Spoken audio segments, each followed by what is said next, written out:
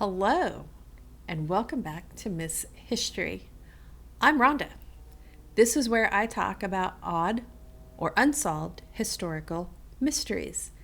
And if that sounds like something that you might be interested in, then please consider subscribing. If you were here last week, I talked about the Martin family that went missing in Portland, Oregon, 3 of whom are still missing, presumed at the bottom of the Columbia River, 2 of whom were found dead, and the sole survivor, their son, who actually died in 2004. This week, we're going to be talking about a case that seems to have never been investigated for like the first 20 years, which is frustrating. What happened to Danette and Jeanette Millbrook?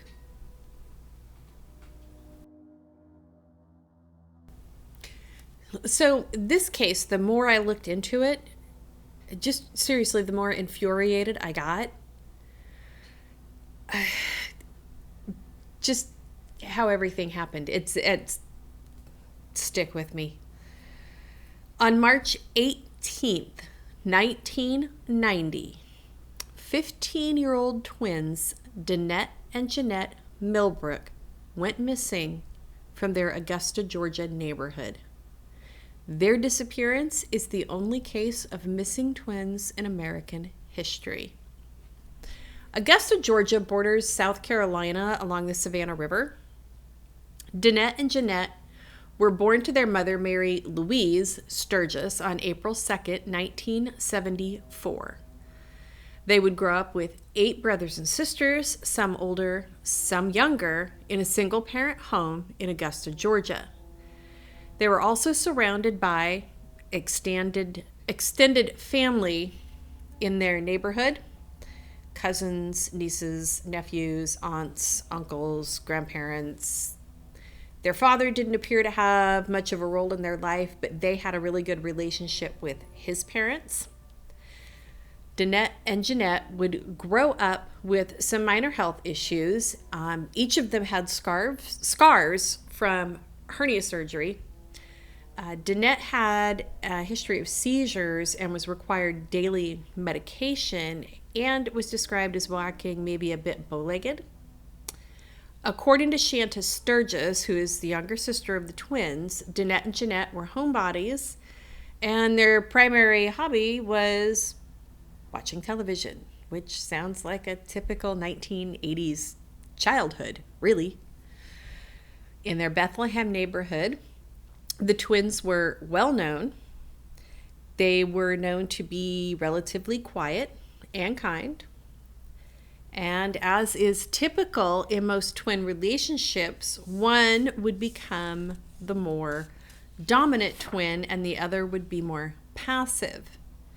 In the case of Danette and Jeanette, it would be Danette who would be the more outgoing of the two and would often come to the defense of Jeanette. Danette would call out bad behavior, and Jeanette would typically kind of brush it under the rug. Jeanette was described as being passive almost to a fault. She would express empathy and kindness, and would also be bullied and teased without fighting back. Danette would struggle in school. She then had to attend a different school for academic support, and she was held back a grade. So this would mean that she had to ride a different bus than Jeanette and catch it at a different bus stop. Without Danette there, one local girl took that opportunity to bully Jeanette. Danette would hear of this, and one morning as the kids were waiting for the bus, Danette confronted the girl. The two would get into a scuffle, which drew the attention of other children as well as an Augusta police officer who happened to be driving by at the time of the fight. The officer was able to break up the fight. He took down the names of the 2 girls, and that was it. This would be the only real outburst from either of the twins, which was really just a typical schoolgirl fight. Outside of this one incident, the twins had no issues. It would come to be learned that the girl who was bullying Jeanette was related to the principal of Lucy C. Laney High School, where the girls would soon be attending their freshman year. Before the disappearance of the girls, the family had moved from their Bethlehem neighborhood in Augusta to Cooney Circle, which was in a different neighborhood. In their new neighborhood, they were zoned to attend Josie High School, but opted to complete their freshman year at their former school, Lucy C. Laney, in their old neighborhood. They weren't able to be bused there, and so they relied on public transportation to get to and from school each day. Also worthy of note is that Augusta, Georgia is home of the Masters tournament, which brings competitors from around the world, and a spike in tourism. In 1990, the Masters tournament wouldn't be something that the Twins would have had any interest in, but they would notice the increase in traffic, in people, etc., and so on. It's Augusta, Georgia. It's the South. And 1990 doesn't seem that far away. But the Augusta National Golf Club would not accept its first black member until September of 1990. This is all just a backdrop to keep in mind as we go forward. As Augusta has grown, so too has the Masters tournament, becoming more open and diverse, bringing to the light a seedy underbelly that kind of goes with everything that comes in with the influx in tourism, mostly human trafficking. As such, the Richmond County Sheriff's Office does its best to look for signs of sex trafficking.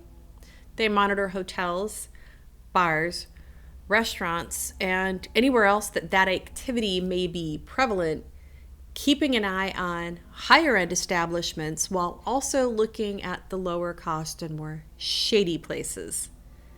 Keep in mind, this tournament brings in some really high rollers who can afford to take the time off and pay for really expensive and upcharged accommodations.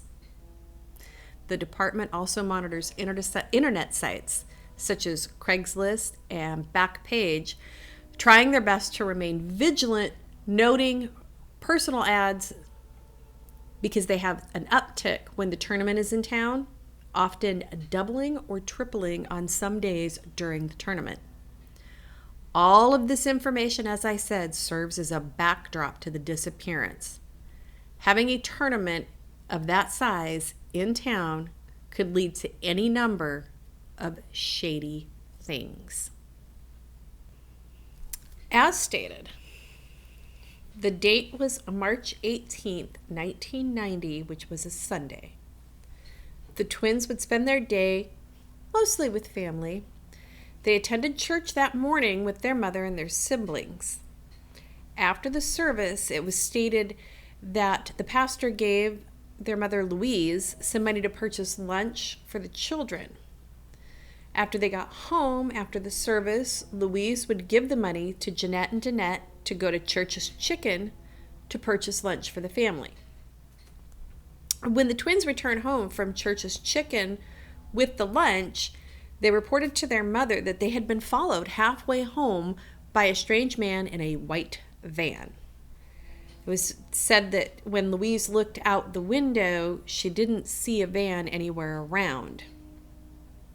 As I also said, because the girls were still attending the high school in their old neighborhood, they needed to ride public transportation to get there. They needed money for bus fare for the following week, and so Louise told the girls to see if their godfather Ted might be able to help them out. Lucy Laney High School was 3 miles from the twins' current home, but their mother didn't want them to walk that far, and she didn't have a car. They made a phone call to Ted, and he said that he could give the girls money for bus fare. The girls prepared to walk over to Ted's house. Jeanette changed into some sneakers, but she kept on the clothing that she had worn to church, which consisted of a blue pull-over shirt, which was over a white turtleneck. She was wearing a beige skirt, white stockings, and white sneakers. Danette changed completely and was wearing a white Mickey Mouse t-shirt, white jeans, and black shoes. Before they left, their younger sister Shanta had asked if she could go with them, but they had said no, she could not. As was a typical rule for the girls, they knew they needed to be home before supper. They walked out of the door, and that would be the last time Louise and Shanta saw Danette and Jeanette.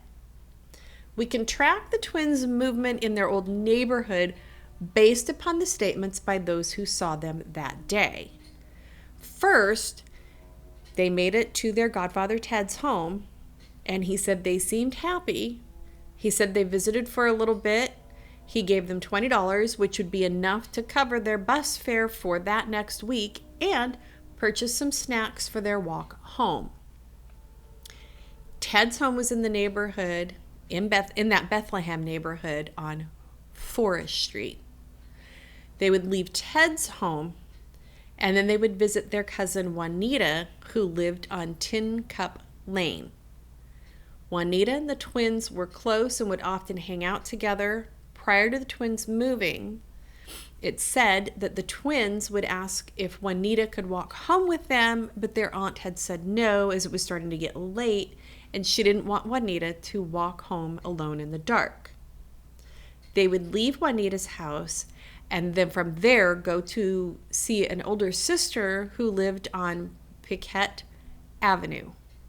Their older sister had recently given birth, but the twins asked if she would walk home with them, which she declined. It would be learned later that the older sister was the only one who thought that it was odd that the twins would make this request, as they had spent weeks visiting friends and family in their old neighborhood, often walking to do so. Their sister would be the second person they requested to walk with them, and it would be the second time that it was declined. Whatever was spooking the twins, no one knew, but perhaps it was that man in the white van from earlier in the day. The older sister recalled that she had the feeling that the twins didn't want to be alone.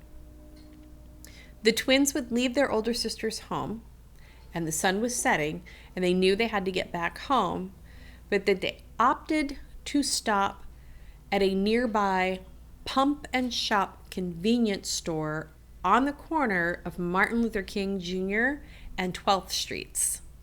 The clerk knew the twins and was in fact a family friend. She said the girls came in, purchased some chips and a couple of sodas with the extra money that had been given to them by Ted, and then they left. Gloria, who was the clerk, would say that it was like seeing them, turning her head for a moment and then turning back, and they were just gone. Nowhere in sight. Gone. When the twins failed to return home, Louise became concerned due to the crimes that were known to happen in the area.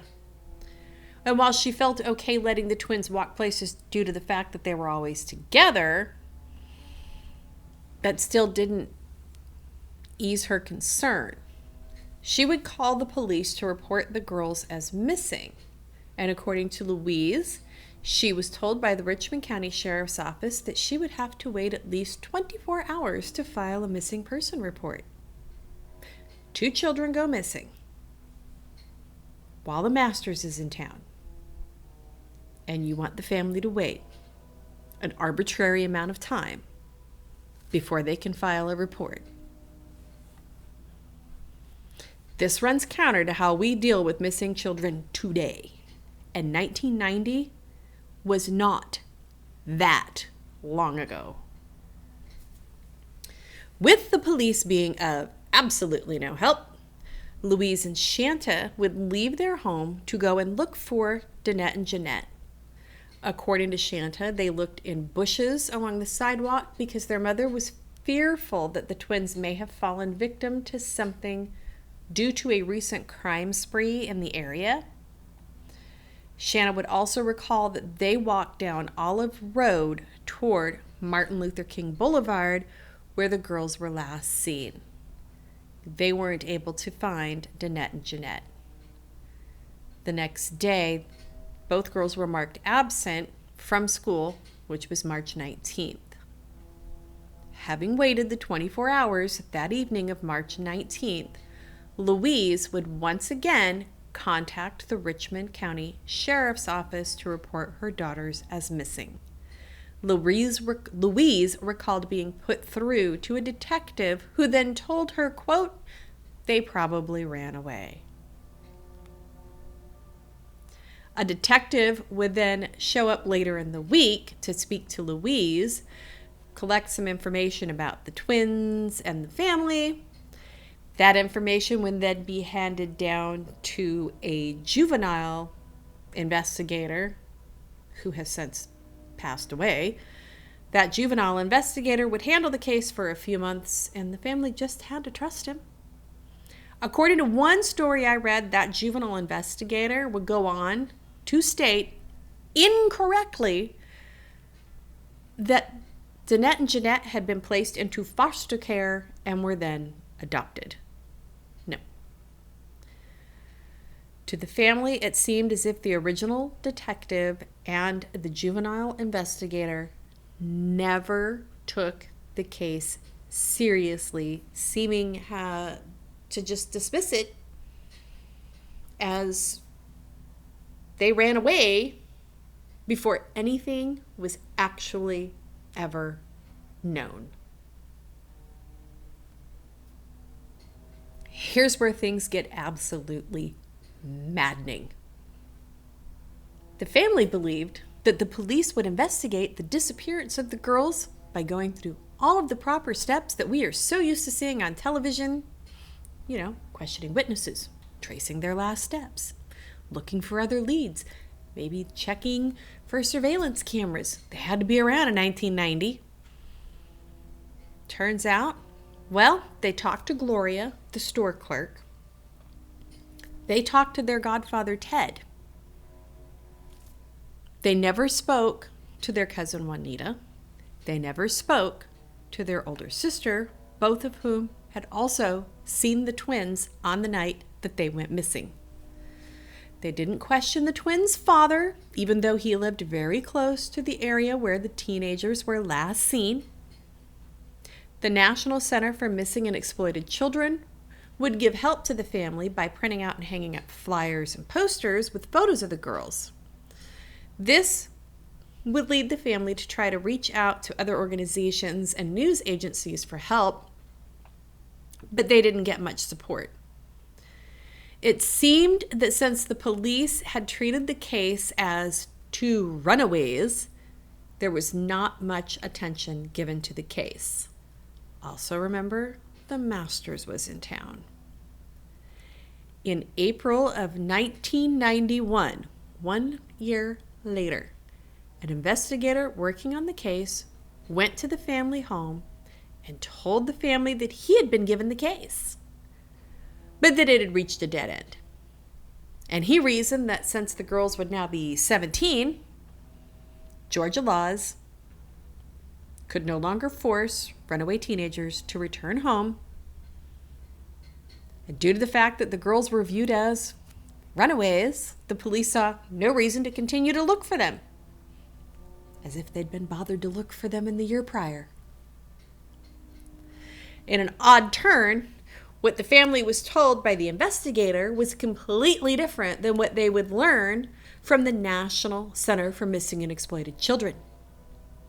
According to them, the police informed NCMEC that the case was closed because the girls had been found, which leads to the question, were they runaways or had they been found?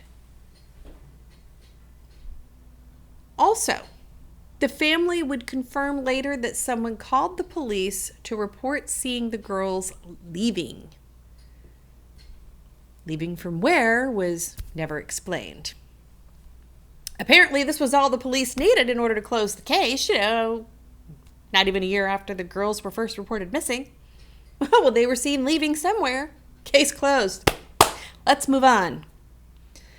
It would be learned that investigators never once questioned acquaintances or friends of the twins in the year since their mother had reported them missing.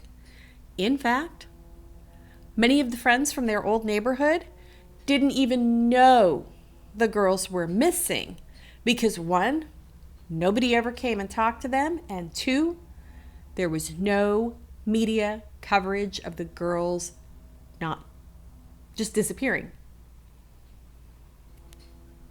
Further frustrating any progress on the case was the fact that much of the information that the police had was actually incorrect.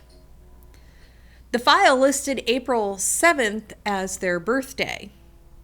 And as I stated earlier, it was actually April 2nd, 1974. They also misspelled the last name of the girls, and instead of calling them Millbrook, would refer to them as Millbrooks. Seriously? In a special, The Disappearance of the Millbrook Twins, which aired on the Oxygen Network, Louise was quoted as saying, "Police didn't do nothing." According to their sister Shanta, quote, "Anybody that was our color was a runaway." Shanta further stated that the twins' father never wanted to look for them.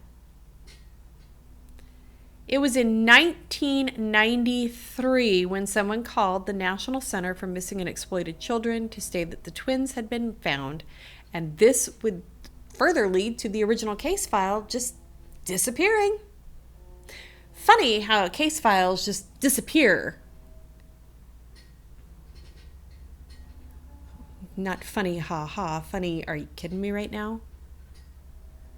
Shanta was 12 years old when her sisters disappeared. She started to fight to get the case reopened in 2004 with regular and frequent phone calls to the sheriff's department. Finally, in 2013, she said in an interview, quote, "I had been trying for years to get the police to help us look for them, and I was always told there was nothing they could do. They said the case was closed and there was no missing children report. I wonder why." Shanta did not give up, and she finally got an ally when on June 5th, 2013, recently elected Richmond County Sheriff Richard Roundtree announced that he would be reopening the case. According to Roundtree, quote, "We think a terrible injustice has been done for the last 20 years. For some unknown reason, they were removed from the system, but there is no report indicating why they were removed. So for the last 20 years, they have not been in the system. Well done, Richmond County." Shanna said, quote, "I figured someone was bound to listen. I finally got the sheriff on the phone, and the next day he told me he was going to reopen the case. So from 1991 to 2013, nobody was looking for my sisters. Nobody. Not the sheriff. Nobody. Period. Nobody but family." Being unfamiliar with the case, Roundtree spoke to the now retired lead detective, the one that said that they ran away. He got the girls' DNA as well as their mother's DNA, and he would put it in a database and then run a nationwide search, which would come back empty. He was also unable to find out who had made the call to the National Center for Missing and Exploited Children to remove the girls from the database. Interesting. So now we come to the father of the twins, John Millbrook. He refused to give a DNA sample when the case was reopened in 2013. Kind of suspicious. He reportedly told his oldest daughter not to give one either. Way to go, Dad. The older sister has since passed away, but she did give a DNA sample. So there, suck it, Dad. It was learned in 2019 that while it was initially thought the twins disappeared from the convenience store that they were at, new evidence states that they may have been picked up and brought to their father's home on 3rd Street. Anyone who knew the twins well knew that they would not get in a car with someone that they didn't know.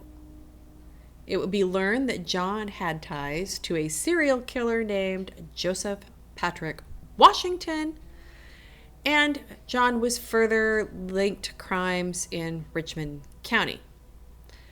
Louise was quoted as stating, "I know, but I didn't know at that time. I didn't know all that." The tie between John and Joseph was allegedly through crimes and drugs. Joseph was a convicted killer charged with murder, kidnapping, and sexual assaults on black women in the 1990s, and was sentenced to at least 17 consecutive life sentences for his crimes, and he was currently waiting on a death penalty case to proceed. He would die in 1999 in prison before that case was actually processed. Sounds like a great guy. Just who Daddy should just be hanging out with. While it's unclear whether or not John had a role in the disappearance of his daughters, Louise says, quote, "I don't think he harmed them, but I don't think he helped either." Probably not. The day her daughters went missing, Louise reached out to John, and his response that she shouldn't be looking for them because they were with some man. Apparently, she didn't think much about his response at that time, but given the recent circumstances, the answer seems ambiguous. John is now in a nursing home suffering from dementia. Louise and the police say that they can't get any clear answers from him. According to Sheriff Roundtree, "I can't really say his involvement or non-involvement. He was involved in some horrific crimes here in Richmond County." Stellar guy. In the years since the twins' disappearance, John's crimes caught up to him, and he pled guilty to concealing a murder that another man was convicted of. That man was Ernest Vaughn's, and he would go on to claim that the twins and some other people were at John's house partying the day the twins disappeared. According to him, an argument broke out, and he thinks that the twins were then taken from the house, killed, and dumped in the Brickyard Pond area. According to Roundtree, the area was not searched. Quote, "Based on the information they got, it was from the person whose information turned out to be not credible." He also further stated that that area is so large that they would need a specific location to search, and they never got that. So, as for Joseph Patrick Washington and a possible link that could be between the time the twins returned from Church's Chicken and the time that they left to go to their godfather's house. Remember, the twins did say that a white van followed them part way home when they were coming home with lunch from Church's Chicken. And they were trying to find somebody to walk back home with them that afternoon, leaving their old neighborhood. It's not known if Washington had a white van, but based on files that were reviewed, he did have different cars, tools, and weapons that he would use to commit his crimes. According to Roundtree, there isn't enough evidence to link Washington to the disappearance of Danette and Jeanette. Some new hope kind of comes along, hopefully, for the family. They were able to hire a private investigator this year due to private donors helping in the aid to search for Danette and Jeanette. The investigator is not only investigating the disappearance, but apparently the initial investigation as well, which he should, because that was so messed up. Who doesn't go out and look for children? What's wrong with you? Seriously? Not much is known at this time, if anything will be found, but a new billboard has been put up in the area where the girls went missing in 1990. It's advertising an $11,000 reward for any information that would help this family receive any closure about their missing loved ones. I will link to the Facebook page that Shanta has started to raise awareness for her missing sisters, for any help that you can give them there, as well as links for the sheriff's department and a website where you can give tips if you know anything. I will also link sources that I used to kind of come up with at least just this brief synopsis of the story so that you can go research it more yourselves. But it is heartbreaking. I can't believe that people would be treated this way. I will end with the words of Shanta. Somebody knows something somewhere. We're hoping that the more money that would be donated to the reward, somebody will just come out and say, hey, even if it's a little something.